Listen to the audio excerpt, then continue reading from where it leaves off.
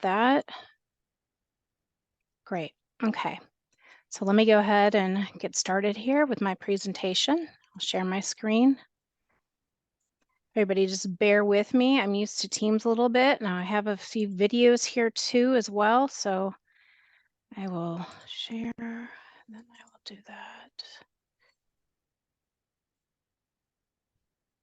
All right.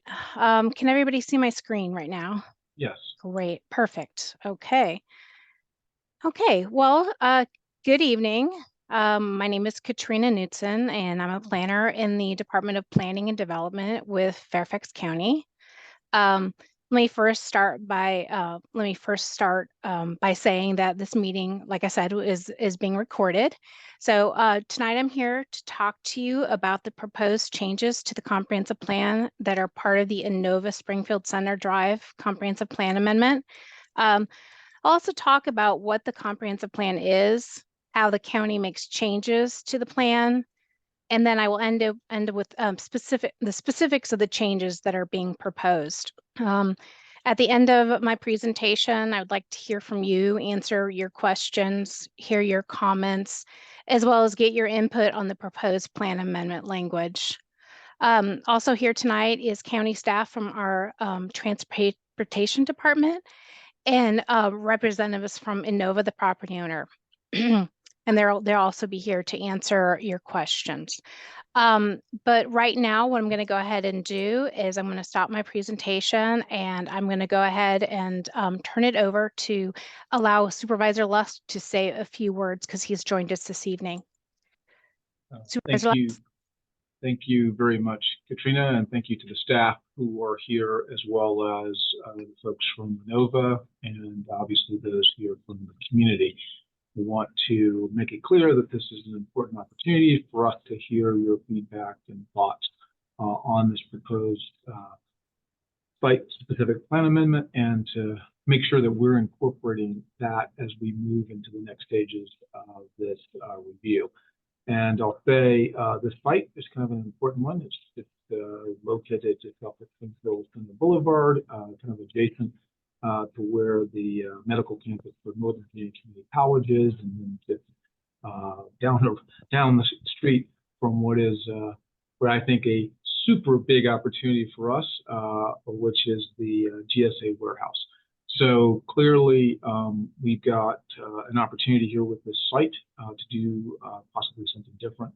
There's a couple of suggested plan language proposals here, and we'll hear more about that. But one is kind of in the light industrial, and the other is more on residential side. So again, look forward to hearing your feedback and your thoughts and suggestions. And if you have any concerns or issues, meet with myself or my staff, please let us know. But thank you for taking time to be a part of this important conversation. And I'll turn it back over to Katrina. Thank you. Great. Thank you so much, Supervisor Lusk. Let me go ahead and share my screen again.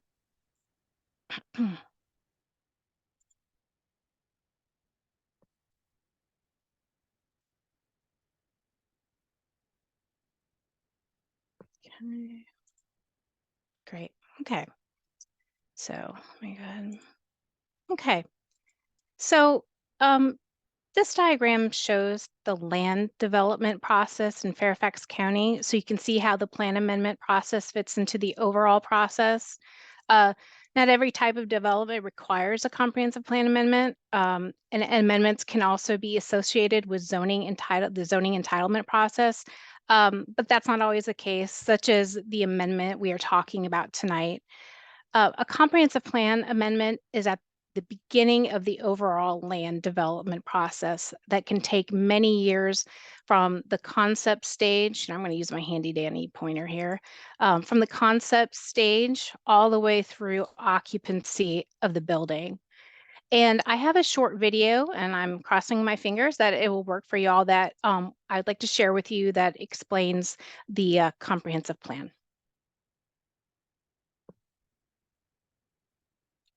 Okay, let's see if this is going to work for me. Here we go. Great.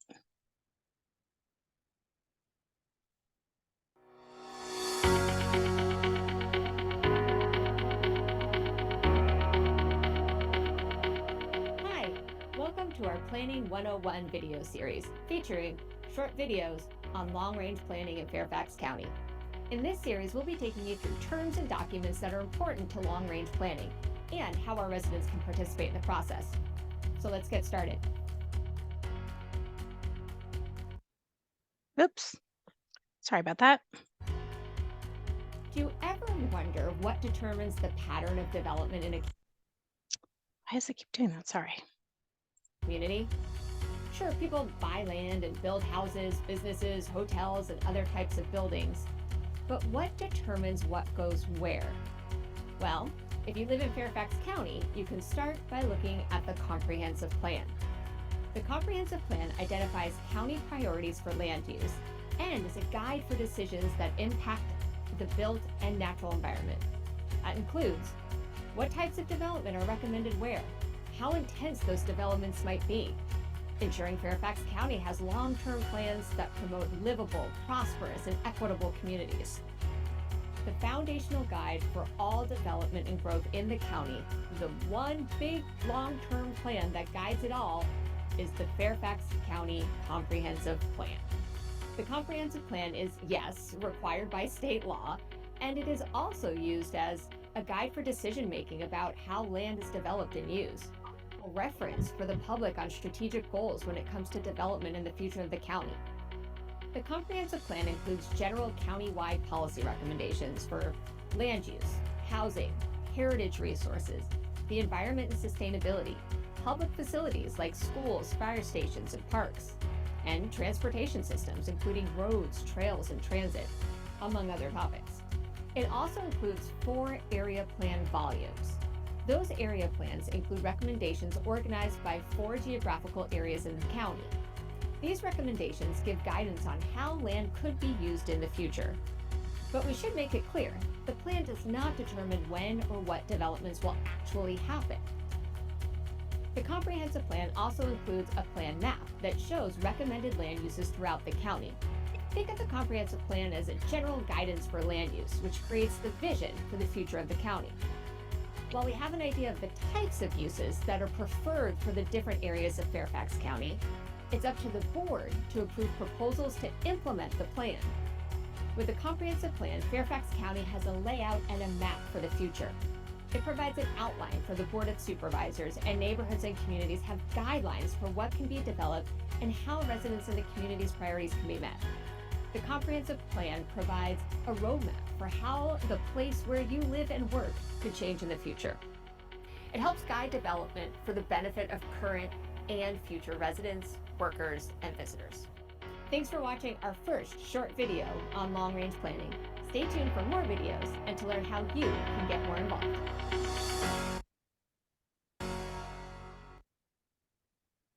Great. So let me get to the right slide here. Get back. That's right. Okay. So I mentioned zoning, and more often people are familiar with the concept of zoning than they are with the comprehensive plan. And so I just wanted to show you on a side-by-side comparison. Wanted to show you a side-by-side comparison of the comprehensive plan and the zoning ordinance. As mentioned in the video, we are required by state law to update the comprehensive plan. But the plan is a guide. It's not a law, and it provides recommendations about land use, transportation, environment, and other topics. And the plan is implemented through zoning, which is law, and where more specific standards can be found, such as regulations for setbacks, open space, parking, and specific uses. Changes to the zoning map are requested through the redevelopment process, and during this process, proposals are evaluated for conformance with the recommendations in the comprehensive plan. This slide shows all the components of the comprehensive plan. The plan contains broad policies for the whole county, and that's in the policy plan. And as the video mentioned, the plan is broken into 4 areas. And tonight's plan amendment is in area 4, but it is also in what the plan refers to as a special area, a transit station area. And I'll talk more about that in the next slide. The video also showed the plan map and every area of the county has a base land use recommendation on that map. It's the text of the plan that has more specific recommendations or additional plan options. Also within the plan, there's the transportation plan map, the trails map, and the bicycle network map.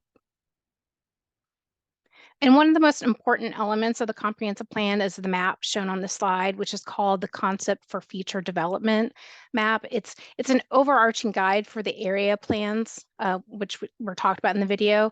The concept's policy direction in the area plans is for for most future growth and development to occur in designated mixed-use areas. These are the special areas that I mentioned. There are several land classifications shown on this map that embody different types of mixed-use centers. And one that I'll highlight that is important to tonight's discussion is the beige-colored areas, which those are the transit station areas, which are areas influenced by metro rail stations, which includes the Franconia-Springfield transit station area. And then areas outside of these mixed-use centers, such as the yellow areas, those are suburban neighborhood classifications. And those areas are where little to no change is planned. The plan is also broken down into further geographies with recommendations for these areas, so planning districts and planning sectors. And I highlighted the Springfield Planning District as that is the area that many of you probably live in. So the next thing I'm going to talk about is how we amend the comprehensive plan, because that's why we're here tonight. We generally have two ways to amend the plan. We amend the plan through area-wide studies. This slide shows just an example of what an area might be for a larger study. Studies typically take 1 to 3 years, depending on their scale and complexity. They involve larger areas and have extensive community engagement component that's key to the process. We often have a task force or a community group that shepherds the process along with staff, and studies involve many meetings with the community throughout the process. And then the other way we amend the comprehensive plan is through site-specific amendments. We are here tonight to discuss such an amendment.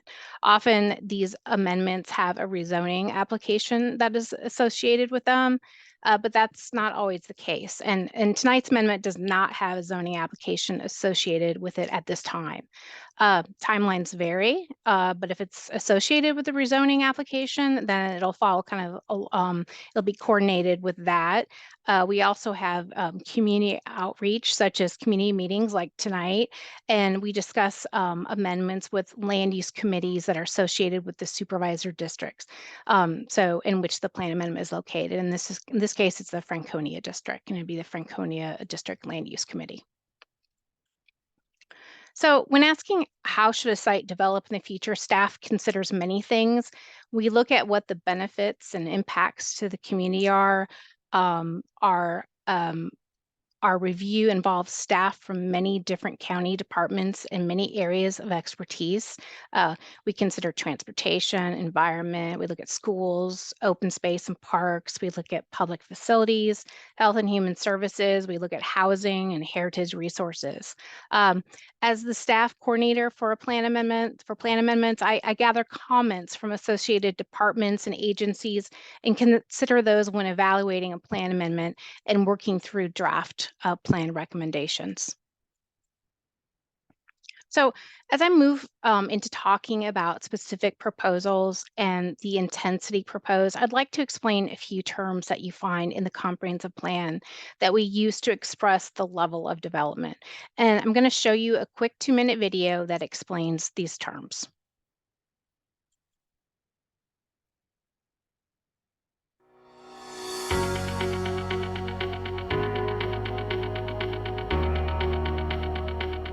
Hi, and welcome back to another short video about long-range planning. Today we're talking about density, intensity, and FAR, or floor area ratio, key words that the county uses to help shape the community's growth and development. First, let's dive into floor area ratio, FAR. FAR is a measurement of density that is used to describe the size and scale of buildings on a given piece of land. It's calculated by dividing the total floor area of a building by the area of the lot the building is built on. Essentially, it tells us how much building can be constructed on a specific piece of land. The comprehensive plan also uses dwelling units per acre as a measurement of density. This refers to the number of housing units per acre that are planned for a particular property. It's like measuring how close or spread out the houses, condos, or apartments are from one another. Low-density neighborhoods have detached homes on large lots. Medium-density areas may include detached homes on smaller lots situated closer together, or it may mean townhouses. High-density housing means large or taller buildings that can accommodate more people. Both FAR and density are used to describe intensity and density in the comprehensive plan. If you're interested, we dove deeper into the comprehensive plan in some previous videos to talk through what it is and how residents can get involved in the plan amendment process. Now, intensity is used to talk about how much commercial development can happen in a particular area and is measured in FAR. FAR is also used to measure intensity for mixed-use development. Areas with high commercial or mixed-use intensity have more stores, shops, and offices. They will also have higher floor area ratios, so developers can build larger buildings. The comprehensive plan uses floor area ratio, density, and intensity to describe development. By understanding these concepts, we can better understand the comprehensive plan. That's all for this short video on long-range planning. Join us next time to learn more about planning and development in Fairfax County. Great. So now I'm going to move on to the proposed plan amendment Inova-Springfield Center Drive. And I just want to note that this below here is the reference we use in documents and files to refer to the plan amendment. So sometimes I get that question, so just thought I'd explain that.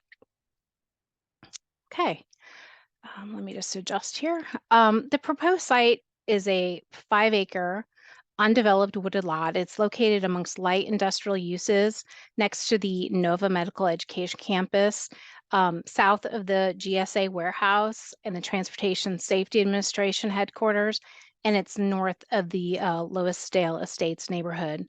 The photo on the left is a view of the site looking northeast, and the photo on the right is a view of the site looking to the southwest.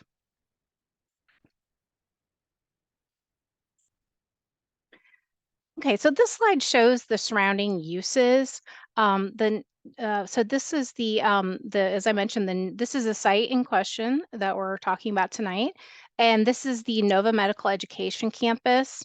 Down here, you have the Springfield Crossing Apartments all along here, and then you have of course, the GSA warehouse here and other kind of government uses.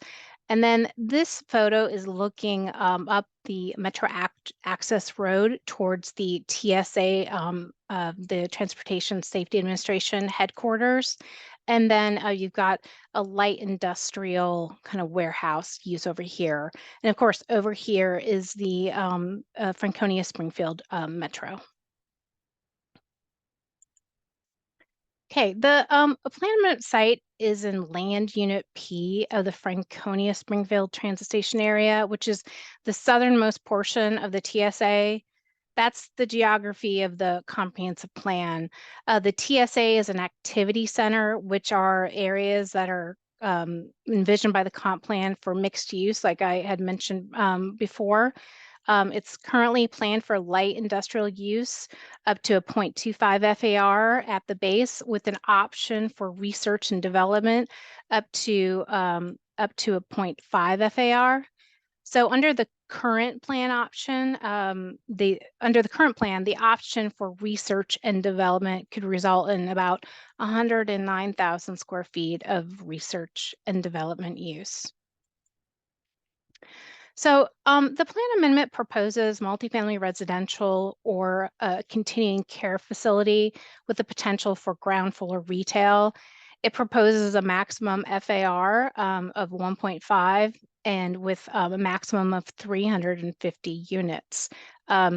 The conceptual plan shown on the slide, it's illustrative and it was submitted by the owner earlier in the process. This was meant to show what could possibly be on the site, and if a rezoning were submitted in sometime in the future, the site configuration could be very different from this. So the color coding and notes on this slide provide the adopted plan's recommendations for the greatest levels of land use and intensities on each of the sites in this area of the TSA. These two sites shown in red here that have recommendations for the highest intensities of office use are also located closest to or nearest to the metro station. And then redevelopment of the GSA or the Para warehouse has two options really. So these options, with either one of these recommended options of the highest intensity would also require an internal network of streets with safe pedestrian walkways and bike paths that would be oriented to the metro stations and as well as on-site amenities. The plan language for these areas also have recommendations to address transportation in the area. So in considering the changes in the use of intensity, I'll note that the proposal for a 1.5 FAR would be in line with the concept of tapering density within walking distance of a metro station. Usually we say about a half mile, while also introducing additional residential use in the Springfield Center Drive area, which has direct access to transit. Any proposals for residential use would need to provide supporting amenities to provide a quality living environment in line with the adopted plan recommendations for the area. So this is when I was talking about kind of pedestrian amenities and a grid of street and all of those sorts of things. So this is a conceptual framework plan for the Par warehouse area, and it's currently in the comprehensive plan. And it shows, it's conceptual in nature, but when we're considering development in this area, this is kind of what we go to when we look at this. And the plan is for a grid of streets, also for open space. Some of these green areas are showing open space. You have connections to the metro station in this case. So those are all of kind of the amenities and connections that we're looking for plan amendments in this area. And these are current recommendations in the plan already. So this slide shows some staff considerations that we developed when we first began our evaluation. The parcel is planned and zoned for industrial currently. We looked at, it's the proximity to the Franconia Springfield Metro. And we also we have transit-oriented development guidelines already in the plan. And those talk about what I had mentioned on the previous slide about kind of stepping development, lowering the intensity of development as you move away from the station. And those talk to use and intensity. The site is somewhat isolated with limited access to services to the north in the TSA.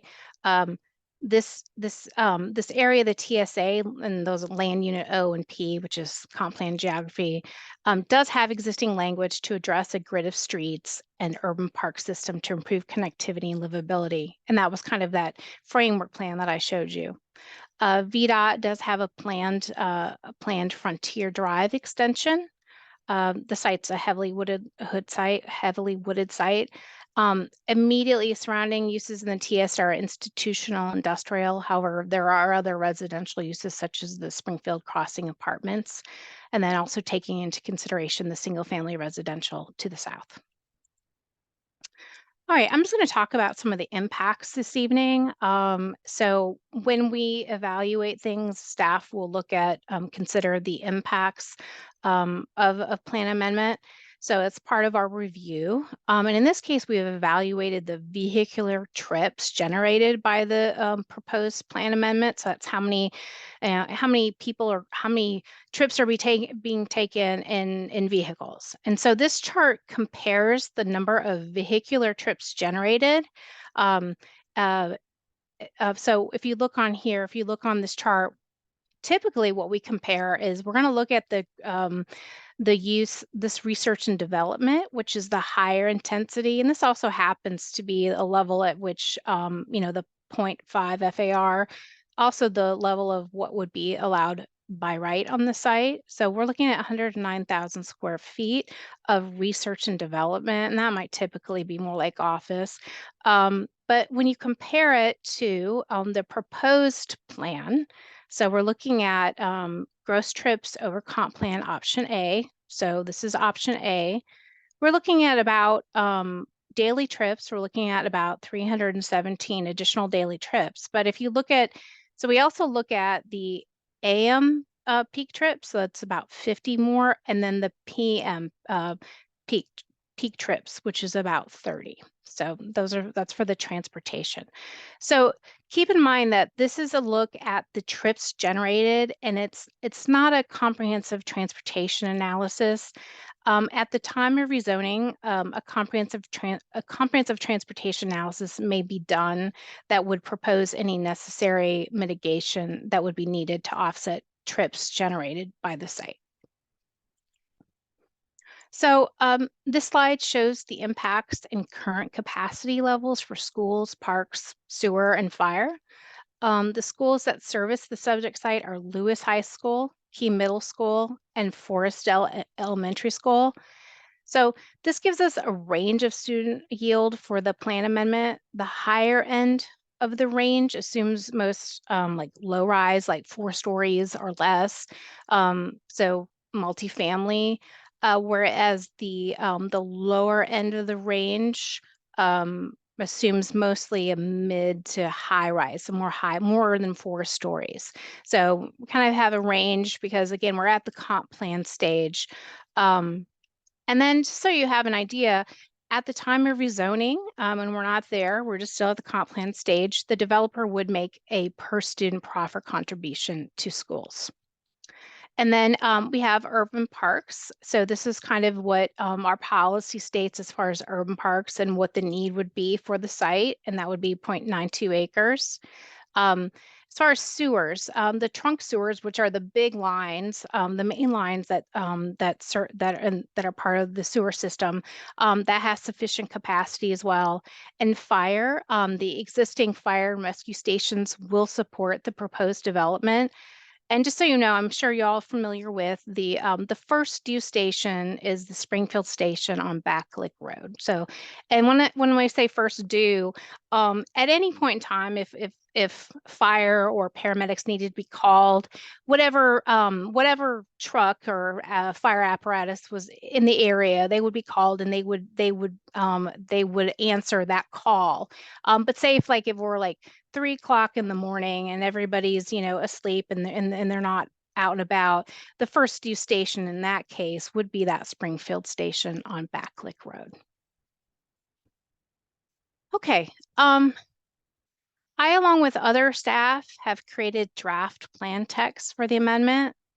And I'm going to walk you through the draft text. And because we're still in the review process, we have the ability to incorporate your feedback. And keep in mind, this language, if adopted by the Board of Supervisors, would guide any future rezoning that may occur on this property. The proposed plan text would change the base plan intensity for land unit P to align to the comprehensive plan with the zoning ordinance. So right now in the zoning ordinance for I-4, it allows a 0.5 FAR. So under the zoning ordinance, these properties could develop with light industrial at a 0.5 FAR. So this would be kind of the by right scenario. So we're just aligning the comp plan with the zoning ordinance. Okay, so this slide speaks to the building intensity for the option. We still maintain the base in the plan and any other option that exists, but this slide speaks to that proposed option. The draft text proposes an option for multifamily residential up to 1.5 FAR, or a continuing care facility up to a 1.2 FAR. And I need to explain why it's a 1.2 FAR. in the text for a continuing care facility. So if this project were developed, or if this proposal were to develop as a continuing care facility, they would go under the planned continuing care zoning district. And there's a provision in that district that allows for a kind of an additional intensity of 25%. So the way the math works out, it's if we put a 1.2 in the plan, plus that additional 25% that's allowed in the zoning district, we come to a 1.5 FAR. So we just wanted to make sure that we're looking at a 1.5 FAR effectively. It would still be a maximum of 350 units for either option.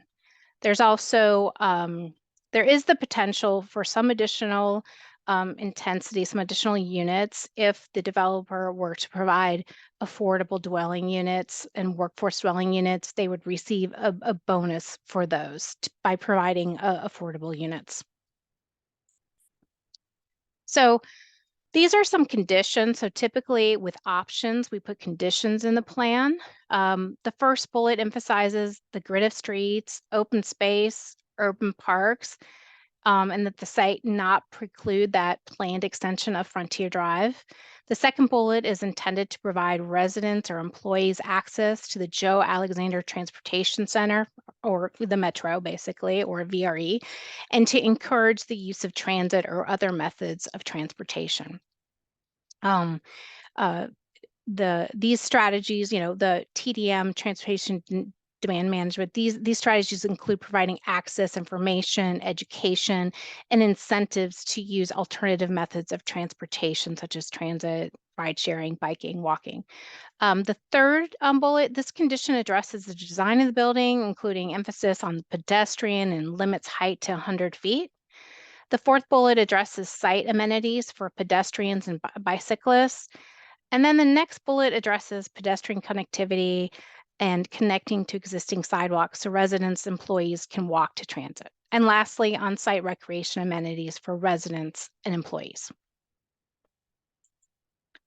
Okay, so here is the timeline that we're looking at. We're right here. Today is April 29th. We're having the community meeting. The way that the timeline works out is that we anticipate publishing the staff report for this at the end of August, and we would go to the Franconia District Land Use Committee meeting on September 9th, and then we would anticipate having the planning commissioning hearing in September, and then in October for the Board of Supervisors hearing and the final decision then.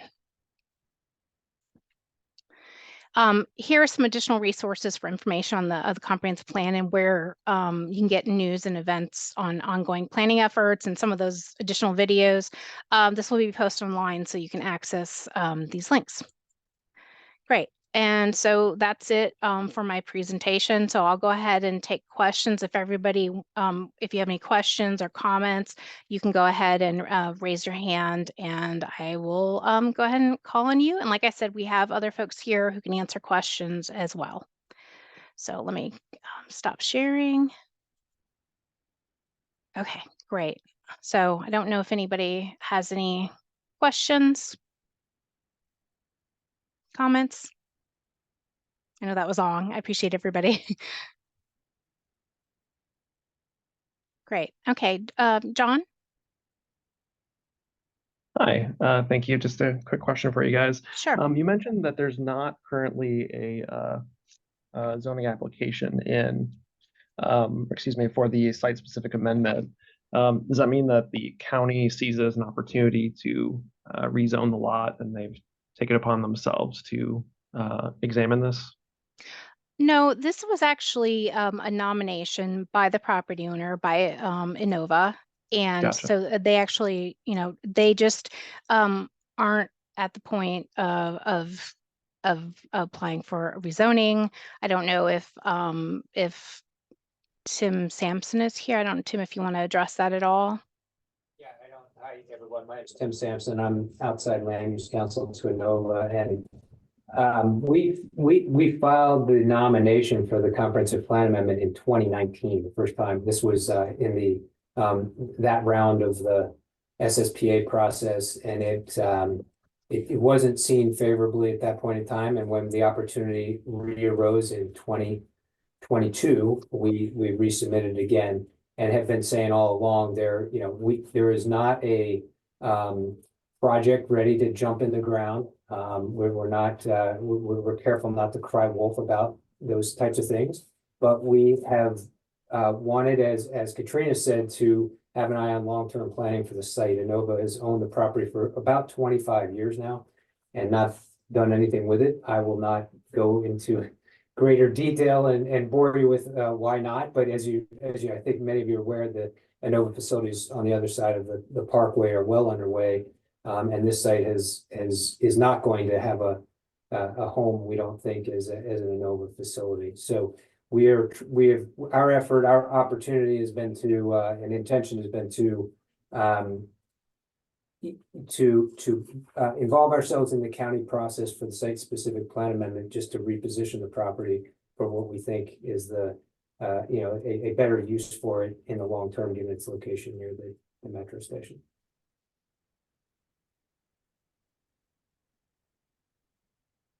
Thanks, Tim. Any other questions?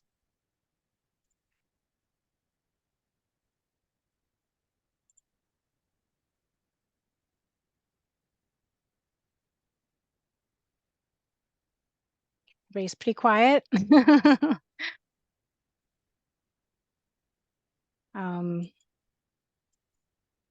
Okay.